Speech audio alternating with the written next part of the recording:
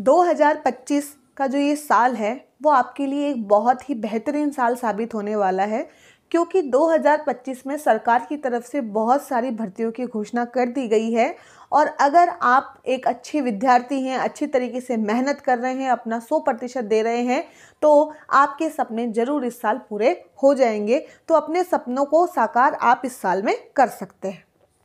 2025 में पूरा अवसर है कि आप अपनी पूरी एक जो आपको पद है आपका वो आप ले सकते हो, एक नौकरी आप ले सकते हो, अपने सपनों को उड़ान दे सकते हो और अपना समाज में अपना अच्छा खासा नाम कर सकते हो। मैडम, ये सब हम करना चाहते हैं, लेकिन हम अपने आप को मोटिवेट कैसे करें, हम अपने आप को किस दिशा में आगे बढ़ाएं, हमें कुछ समझ में नहीं आता है। हम किस वैकेंसी के तरफ जाएं, क्या करें, इस समय हमारे दिमाग में बहुत ज़्यादा क्वेश्चंस आ रहे हैं। हम उन चीज़ों से कैसे निपटें, क्या हमसे हो पाएगा या नहीं हो पाएगा। हम तो एक एवरेज स्टूडेंट रहे हुए हैं, हम तो एवरेज से भी बिलो एवरेज रह रखे हैं, तो हम क्या कर पाएंगे, क्या हम किसी सिलेबस को इतनी जल्दी कर पाएंगे, क्या वैकेंसी भी आ गई है, वैकेंसी की डेट्स भी अनाउंस हो गई है। हम किस तरीके से अपने माइंडसेट को अच्छे से प्रिपेयर करें कि हम आगे सफल हो सके, इसी को लेकर आज का ये वीडियो रहने वाला है। तो वीडियो को लास्ट तक ज़रूर देखें और मेरे चैनल को सब्सक्राइब करना ना भूलें। चलिए स्टार्ट करते हैं आज का। सबसे पहली बात तो ये, आपका जो सपना है, आपका जो लक्ष्य है, उसके ऊपर आपको केंद्रित होना बहुत ज़्यादा ज़रूरी है। मान लिया कोई एक स्टूडेंट, उसे ग्राम सेवक बनना है, या किसी एक को पटवारी बनना है, या किसी एक को फर्स्ट ग्रेड की नौकरी लेनी है, सेकंड ग्रेड की नौकरी लेनी है, थर्ड ग्रेड की नौकरी लेनी है, तो पहले तो अपने लक्ष्य के ऊपर आपको केंद्रित रहना बहुत ज़्यादा ज़रूरी है कि मैडम मुझे स्कूल लेक्चरर बनना है। मेरे मन में ये स्टार्टिंग से था, क्योंकि मेरे घर वाले मुझे काफ़ी प्रेशराइज्ड करते थे कि मुझे रीट की तैयारी करनी चाहिए, क्योंकि वहाँ पर पद बहुत ज़्यादा होते हैं, जैसे मैंने आपको पहले भी डिस्कस किया है, ऐसा मेरे साथ होता था। पर क्योंकि मेरा मन था, मेरा एक जो सपना था शुरू से ही, मेरा सपना था लेक्चरर बनने का, मेरा सपना था लेक्चरर बनने का। मुझे मेरे सब्जेक्ट से काफ़ी अच्छा लगाव था, मुझे वो पढ़ने में, पढ़ाने में बहुत अच्छा लगता था। ठीक है, आज भी अगर मुझे कोई कहे कि आप मैडम ये टॉपिक पढ़ा दीजिए, तो मुझे काफ़ी अच्छा लगता है उसे। मेरा एक तरीके से जो होता है ना, किसी की रुचि होती, मेरी रुचि है पढ़ाने में, मुझे बहुत अच्छा लगता है। तो मुझे स्टार्टिंग से पता नहीं क्यों, जब भी ऐसे होता था वैकेंसी, जब भी चांस आए, तो मेरे मन में ये रहता था कि नहीं, मैं बन जाऊंगी।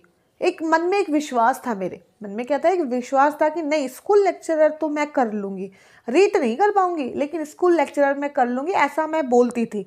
तो कई लोग हंस भी जाते थे, अच्छा रीट नहीं होगा, स्कूल लेक्चरर हो जाएगा, ऐसा तंज भी कस देते थे कई लोग मुझ पे। लेकिन पता नहीं, मेरे मन में विश्वास था और मैं मेरे विश्वास पे अड़िग रही। मैंने रीट की हालांकि तैयारी करी, एक बार जब वो कैंसिल हो गई थी तो उस समय मैं काफ़ी दुखी भी हुई, मेरे काफ़ी अच्छे मार्क्स थे, लेकिन मुझे फिर भी इतना वो नहीं हुआ, क्योंकि मेरे मन में एक शुरू से ही था कि नहीं, लेक्चरर मुझे बनना है।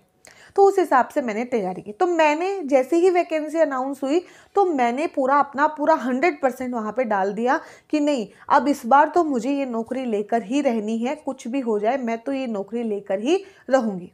तो कुछ ऐसा ही आपको अपना माइंडसेट करना है कि जो आपने लक्ष्य बना लिया कि मुझे स्कूल व्याख्याता बनना है, तो आपको उसके ऊपर अड़िग रहना है। आपकी 60 पोस्ट है, 50 पोस्ट है, 500 पोस्ट है, आपको उसके ऊपर ऐसे भटकना नहीं है कि मेरा भटकाव होना है कि मैडम रीट में वैकेंसी ज़्यादा हो गई, सेकंड ग्रेड में हमें वहाँ जाना चाहिए, ऐसा नहीं।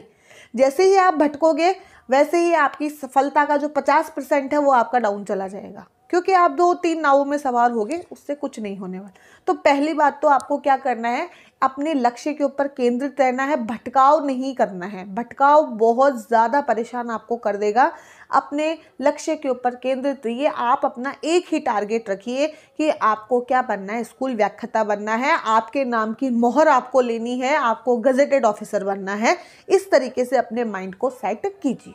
दूसरा, मैडम मैं तो एवरेज स्टूडेंट हूँ, मैं तो बिलो एवरेज स्टूडेंट हूँ, मैं क्या मैं सिलेक्शन ले सकता हूँ? मेरे तो 10वीं 12वीं में भी बहुत कम मार्क्स थे, लेकिन मेरा सपना बड़ा हो गया है, तो मैं क्या इसका सिलेक्शन ले सकता हूँ? इसका जवाब सुनिए। देखो, मेरे आसपास जो भी नौकरी कर रहे हैं या जिन लोगों से मेरा कनेक्शन है, मेरे हस्बैंड का जिन लोगों से कनेक्शन है, उसमें बहुत से स्टूडेंट्स ऐसे हैं जिनका 10वीं 12वीं में अच्छा परफॉर्मेंस नहीं था। वो 90 प्लस वाले 80 प्लस वाले स्टूडेंट भी नहीं है, हालांकि वो सेकंड डिवीज़न वाले स्टूडेंट भी है एक दो, तो वो भी अच्छी तैयारी करके उन्होंने एक नौकरी, स्कूल व्याख्याता की नौकरी अपने पास ली है।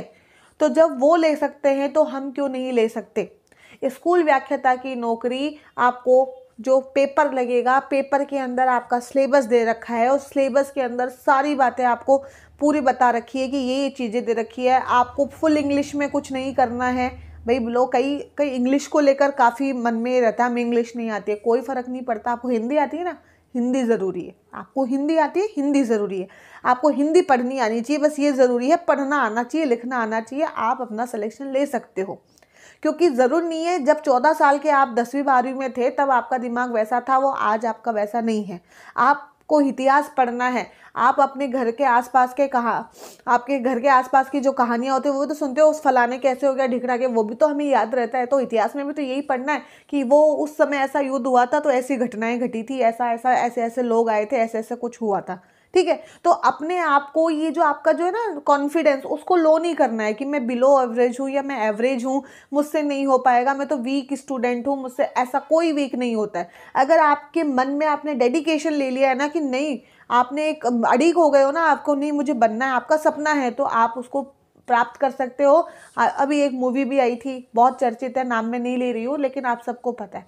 ठीक है, तो ऐसा नहीं है कि बिलो एवरेज नहीं कर सकता। एवरेज कई बार 90 प्लस वाले स्टूडेंट बैठे रहते हैं और बिलो एवरेज जो है वो नौकरी ले जाते हैं, मैंने देखा है। और ये एग्जाम्पल्स है मेरे सामने, मैंने ये असलियत में देखा है, इसलिए मैं आपको ये चीज़ कह रही हूँ। अपने आप को कम मत मानना।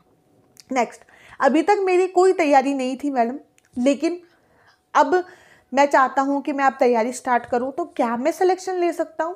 इसका भी आप आंसर देखो। अगर आपकी तैयारी बिल्कुल नहीं थी लेकिन आपका सब्जेक्ट थोड़ा बहुत प्रिपेयर है, सब्जेक्ट से आपका जुड़ाव है, स्कूल व्याख्याता के लिए मैं कह रही हूँ और किसी वैकेंसी के लिए नहीं कह रही हूँ, सब्जेक्ट से आपको ने क्योंकि एमएससी करी है तभी आप एलिजिबल हो स्कूल व्याख्याता के लिए, अदरवाइज तो आप एलिजिबल भी नहीं रहोगे। 10वीं पास तो एलिजिबल भी नहीं है। तो आपने कहीं ना कहीं अपने सब्जेक्ट को कभी ना कभी तो जिया है।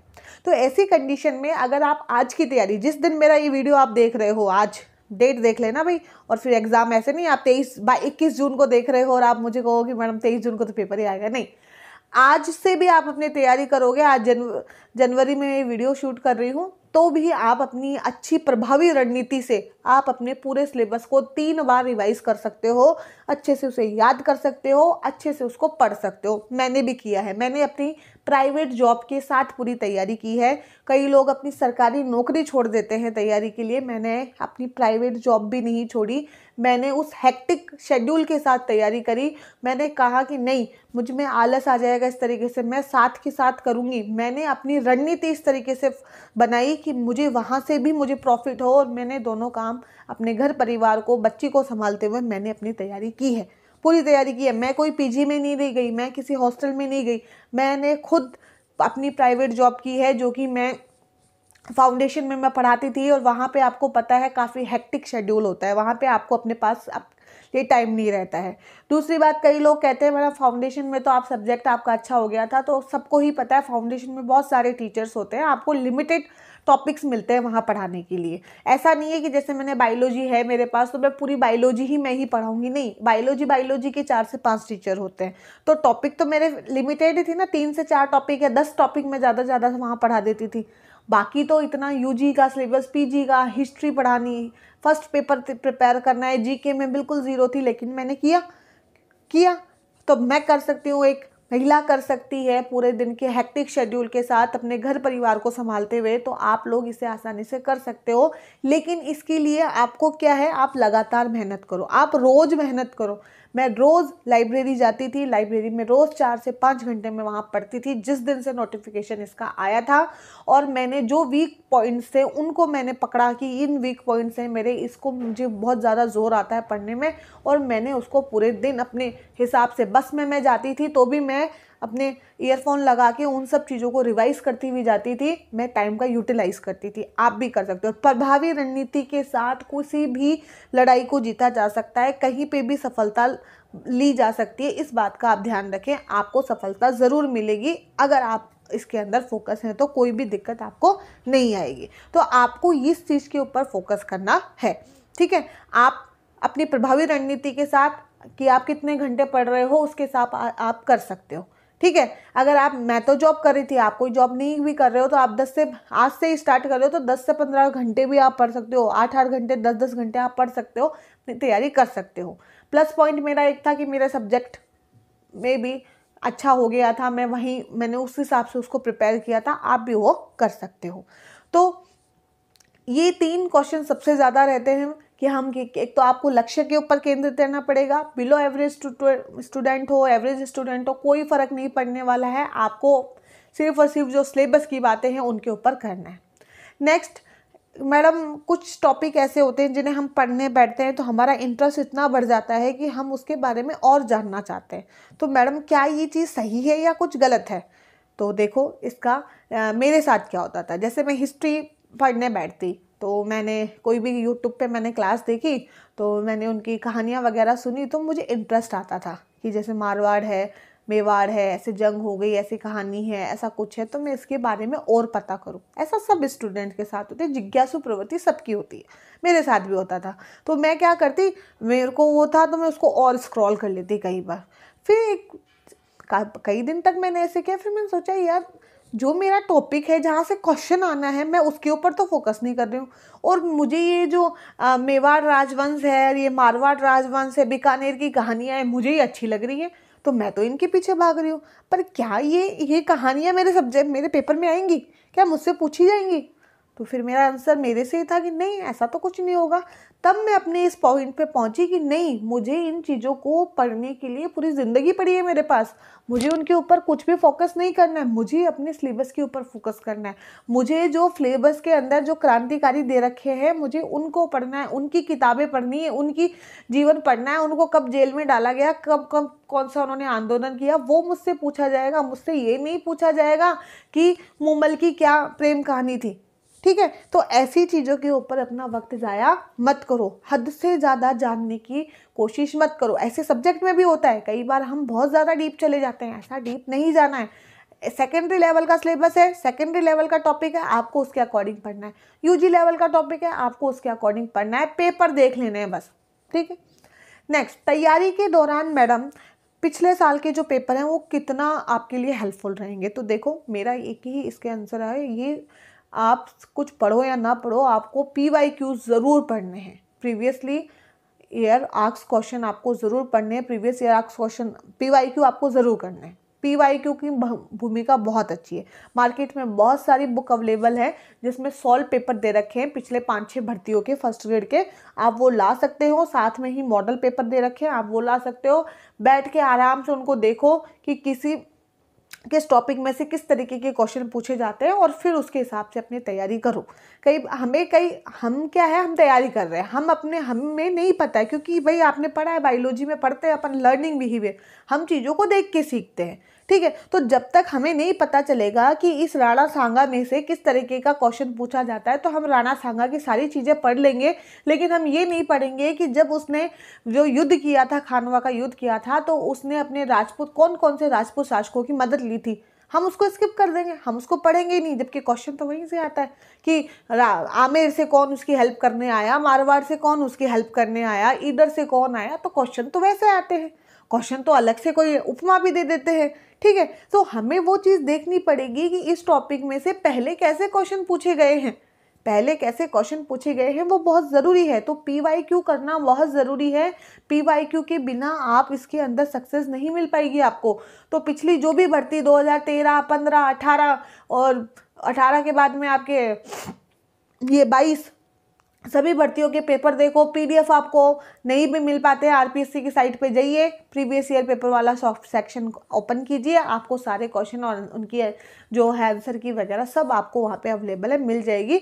या इतनी मेहनत नहीं करना चाहते हो, इतना पजल नहीं होना चाहते हो, तो स्टेशनरी की शॉप पे जाइए और उसको बोल दीजिए कि सर कि मुझे PYQ की RPSC फर्स्ट ग्रेड के लिए जो PYQ की जो है प्रीवियस ईयर के जो पेपर्स हैं उनकी एक बुक चाहिए। वो आपको सजेस्ट कर देगा बेस्ट, जो भी आपके आसपास में बड़ी दुकान है उसके ऊपर जाइए। छोटी सी पे जाओगे वो तो आपको पता नहीं कौन से ज़माने की देगा। जो नई चलन में जो दुकान चल रही है वहाँ पे जाइए आप, स्टेशनरी पे आपको बहुत सारी बुक्स का ऑप्शन मिलेगा। तो बार बार आपको कमेंट नहीं करना पड़ेगा कि मैडम कौन सी लें कौन सी लें, आप वहाँ जाके देखो। अब इसमें क्या कौन सी लें कि PYQ के लिए PYQ तो वही रहेंगे ना भाई, पिछले साल वाले तो क्वेश्चन है वो तो हर जगह ही सेम रहेंगे, कोई बदलने वाला तो है नहीं कि कोई दूसरा पब्लिकेशन उसको बदल देगा।